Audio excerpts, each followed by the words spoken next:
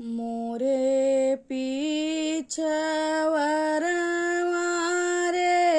घनी बास वरिया रे तोता मैना लिहले बसेर सोई गाए तो तारे सोई गाए मैं नारे सोई गाए गवना लोग एक नाही सोए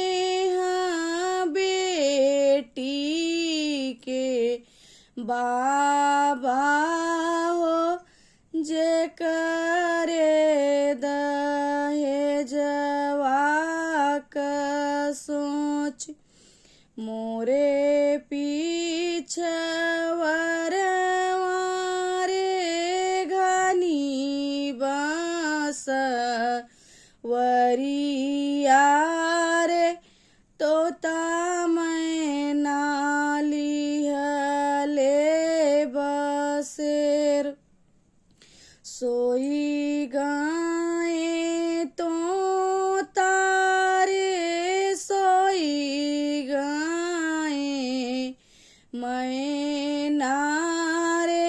सोई गाए गवना लोग एक नाही सोए हाँ बेटी के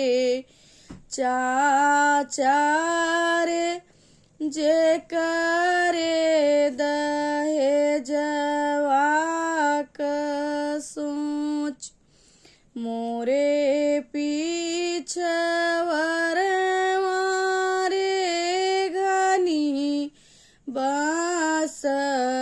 बासवरिया रे तोता मैना लिहले बसेर सोई गाए तो तारे सोई गाए मैं नारे सोई गाए गवना लोग एक नाही सोए हाँ बहिनी के भैया हो जे करे दहेजवा का सोच एक नाही सोए हाँ बहिनी के भैया हो जे